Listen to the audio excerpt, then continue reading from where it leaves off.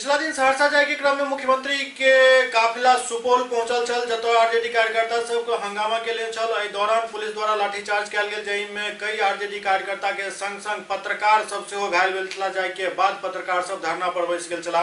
एकरा देखैत जिलाधिकारी द्वारा एहि पूरा मामला के संज्ञान लेल गेल और जिलाधिकारी एहि बात के आश्वासन दिलन जे आगा से एहन काम नहीं हैत, क्यों जे केलक ओकरा पर कार्रवाई हैत। सुपौल सदर में मुख्यमंत्री के काफिला गुजरे के दौरान लोहिया चौक पर पुलिस द्वारा कयल गेल लाठीचार्ज पर जिला प्रशासन गंभीर भ गेल। डीएम बैद्यनाथ प्रसाद यादव और SP Mrityunjay Kumar press conference को आशा के जानकारी दिलन जे पुलिस लाठीचार्ज के जांच करायल जाए और मामला में जे क्यों दोषी है तो ऊपर कार्रवाई कयल जाए। प्रेस ब्रीफ के दौरान डीएम बैद्यनाथ यादव के अलावा SP Mrityunjay Chaudhary, ASP Jitendra Kumar, DSP Vidyasagar, SDO Qayum Ansari मौजूद छला। जिस किसी ने भी इस तरह के कार्रवाई की है, कार्य किए हैं, डिस्टर्ब करने का प्रयास किया है, उन्होंने गलत किया है।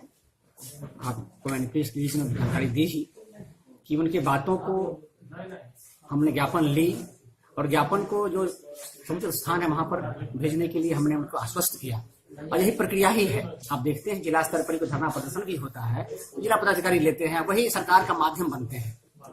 उसके बावजूद इसके बहाना बनाकर और खासकर काफिला निकलने के बाद जो रैली में लोग जा रहे हैं बस से, उनके साथ उनकी गाड़ियों के साथ इस तरह से करना ये दुखद है, गलत है। इस पर जांच करके कार्रवाई की जा रही है और जो भी इस तरह के लोग गलत करने का प्रयास किए हैं उन पर कठोर से कठोर कार्रवाई